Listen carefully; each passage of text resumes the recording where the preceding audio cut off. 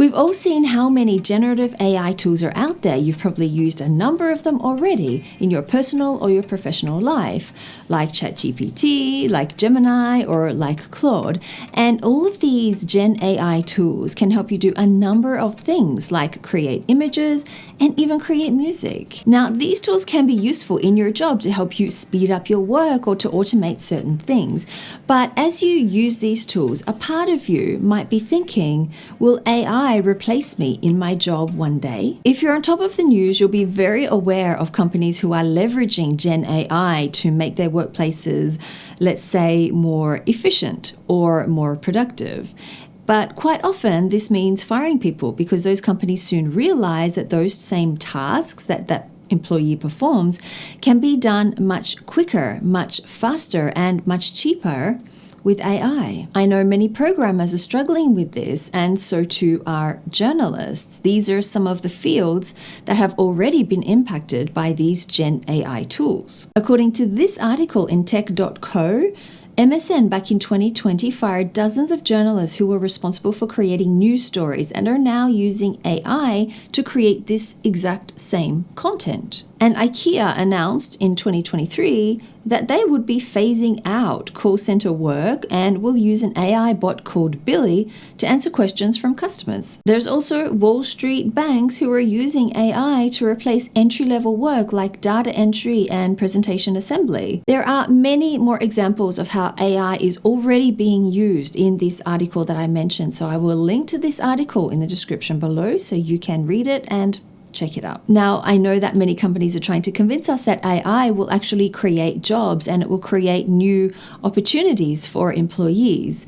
Maybe they're right. I honestly don't know. I guess it depends on how AI will be used in the future and how companies will adopt AI in the future of work. But what I do know is that many workers right now, they're afraid of losing their jobs. They're afraid of becoming obsolete. So I really wanted to make this video to help you think about skills that you can develop to help you protect yourself so you can stay relevant, so you can stay competitive, and so you can stand out at work. It's really important to first identify how AI is being used and how it's going to be used so we can learn how to differentiate ourselves at work. In my opinion, AI is currently targeting repetitive tasks, technical tasks, manual processes, and entry-level tasks. Basically, things that are easy for a program to learn and to carry out. I'm open to discussion here because I'm certainly no expert on AI, so if you have anything else to add, please feel free to write it in the comments below. Then once you understand how AI is currently being used or how it could be used in the future, then you need to think about what skills you can develop so that you can work with AI and also beyond AI. So that's what we're going to talk about now. In doing my research for this video, it became very clear to me that being able to use Gen AI as a tool is going to become a part of many people's jobs. Companies have already implemented AI and they require many of their employees to be able to use AI. If you can't, then you'll be replaced by somebody who can. So learning how to use those AI tools is in your best interest if you want to stay relevant in the world of work. Now, which AI tools should you learn? Well, this really depends on the company that you work for. It also depends on the tasks that you perform inside your job. So I recommend that you ask around, that you do some research to find out which AI tools would be most beneficial for you to learn, to understand, and to be able to use. Once you've identified which AI tool you need to learn, then you need to dedicate some time to actually learning how to use that AI tool. There are many resources out there for all of the different AI tools that exist right now. So a simple Google search should point you in the right direction as to how to get resources, whether it's an online course, whether it's YouTube videos, so that you can learn the AI tool that you need to learn. Now, getting into the soft skill side of things, which is where I can help you the most, I think that building relationships is one area that AI is not capable of just yet and probably won't be for quite a while. Because when you develop relationships with people, it requires you to tune in to so many different human variables, which are, most of them are actually hidden, and you have to be able to interpret them and react to them on the spot. There's rarely a rule book for how to interact with people because it varies so much.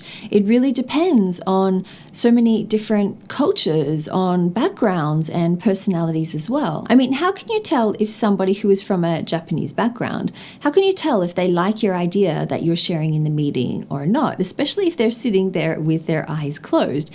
This is a major cultural trait that many Japanese people carry, and a lot of people can misinterpret this as that person being bored or that person not liking your idea at all, when in actual fact, maybe they do like your idea. And when it comes to building know, like, and trust, which are essential elements of building a relationship with anyone, is AI really capable of that? Can AI really build the know factor with someone, the like factor with someone, or the trust factor with someone? I mean, would you prefer to sign a contract with somebody that you have spent time with, somebody you have had conversations with, somebody you have shared interests or opinions or ideas with, basically somebody you've really connected with in person? Or would you rather sign a contract with a robot? Many of you will probably have different answers to this question, but personally for me, I think that human connection is still really important, especially in business, especially when you're trying to come to an agreement or sign a contract with someone. You really want to develop that trust element with them and have them to know, like, and trust you, and vice versa. AI is not yet capable of this, in my opinion. So I really think that you can use this human connection element in order to build relationships. You can use this to your advantage so that you can stand out at work and you can stay competitive in the workplace too. And if you do want to learn more about know, like, and trust, or more how to build social skills for business, then you definitely want to check out my Business Etiquette 101, Social Skills for Success online course. So this is a video course that runs for 3 hours. It is currently available on Udemy. It will teach you the social skills that you need to succeed in the professional world, and more so to build relationships with people. So I will put a link to that course in the description below so you can check it out. Another skill that AI cannot currently replicate is problem solving. This is the ability to identify problems or blocks in work processes, to decipher multiple pieces of information on how to solve that problem, and then to come to a conclusion or a decision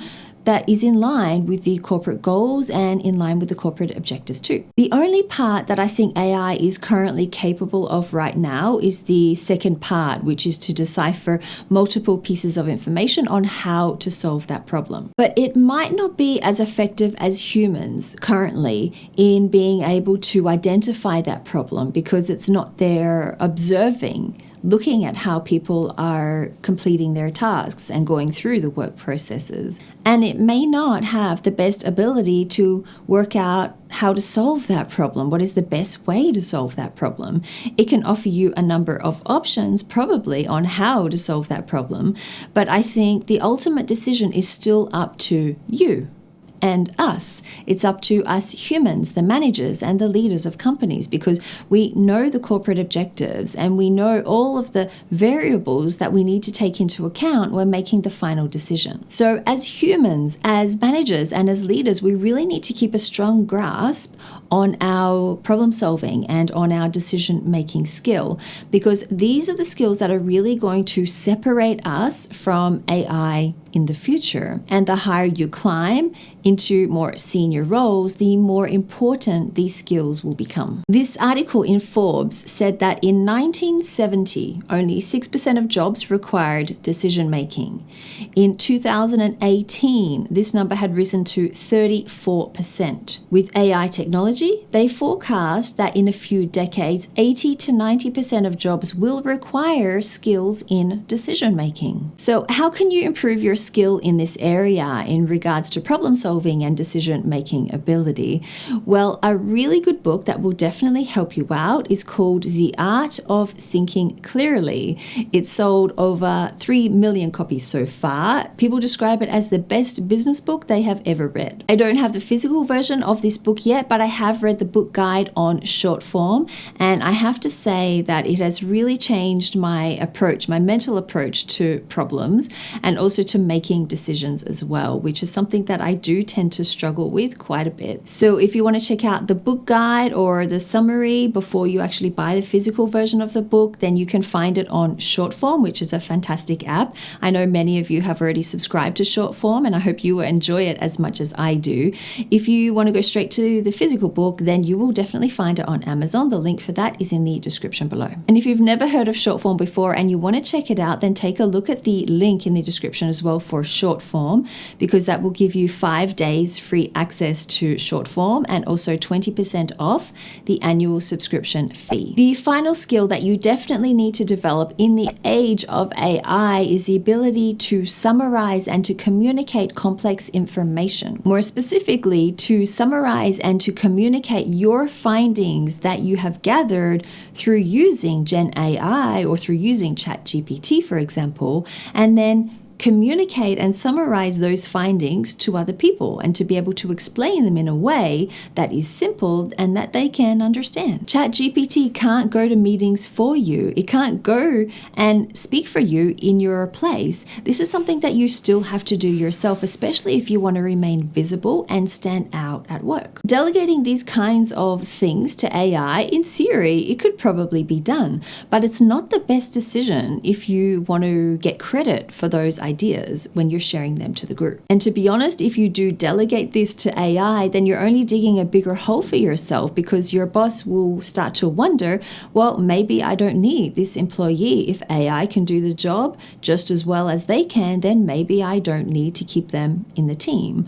So you really need to continually prove your existence in the team and in the company, and to prove your value, the value that you contribute at work as well. Here are some tips on how to summarize and communicate complex information. Simplify for your audience, not for yourself. When we're involved in our work or in our research, we know it really well. We know all of the technical terms that are used, and we know the subject area in depth. But when we're talking to people outside of our domain and outside of our area of expertise, they probably don't have the same level of familiarity as we do about that subject area. So you really need to adjust your vocabulary and tone it down a bit, and also the way that you explain things, the sentences that you use to as well. You really need to tone it down and go from complex sentences and vocabulary to simple everyday language that anybody can understand. Introduce one idea at a time. Don't overwhelm people with multiple ideas or one idea straight after the next idea. People who are learning about a new area or a new subject area for the first time, they need time to grasp and to really understand that idea. So I highly recommend that you share one idea at a time. Give them the chance to understand that idea before you go on and share the second, and then the third, or the ideas after that. Use examples, especially examples that the audience can relate to. This helps to make the information you're sharing more meaningful for them. It helps them to relate to the problem or to the issue better, so they're more likely to see the importance of solving that problem or that issue. And write it out using either mind mapping or paragraphs. Either of these methods will help you get that complex information clear in your mind, so then you can easily summarize and share it with other people. These are just some quick tips on how to communicate and summarize complex information. If you want me to do a larger video, a longer video on this in the future, then please let me know in the comments below. Now, with that said, I want to know your thoughts about this video, about what I have shared in this video. Are you scared that AI will replace you at work? one day? And what do you think of the skills, the soft skills that I have recommended you to learn? Do you think they will help you to stay ahead of AI and to stay relevant in this future world of work? Let me know your thoughts in the comments below. Don't forget to check out the articles linked in the description, the ones I talked about in this video. And thank you for watching, and I will see you next week in another video.